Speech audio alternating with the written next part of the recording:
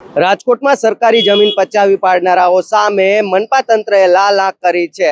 રાજકોટના વેસ્ટ ઝોનના મવડી વિસ્તારમાં અત્યાર સુધીનું સૌથી મોટું મેગા ડિમોલેશન હાથ ધરાયું હતું. આવો જોઈએ ફૂલછાપ ડિજિટલનો ખાસ અહેવાલ. રાજકોટ મહાનગરપાલિકાના કમિશનરના આદેશ અને નાયબ કમિશનરના માર્ગદર્શન હેઠળ ટાઉન પ્લાનિંગ શાખાએ આજે સપાટો બોલાવ્યો છે.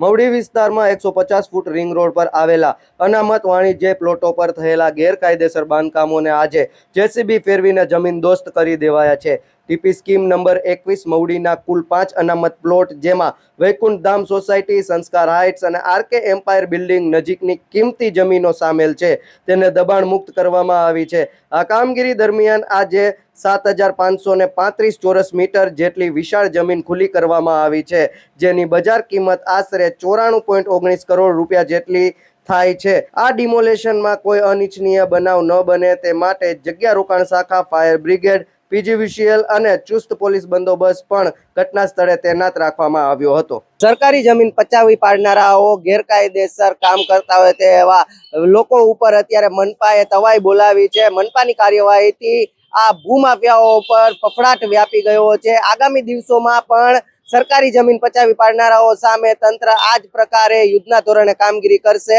ત્યારે હવે જોવાનું રહ્યું કે કેટલીક જે સરકારી જમીન છે કરોડોના કિંમતની, એને તંત્ર છોડાવે છે અને દબાણ મુક્ત કરે છે. સહયોગી યુવરાજ ચૌહાણ સાથે પ્રતિપાલ સિંજાલા, ફૂલછાપ ડિજિટલ, રાજકોટ.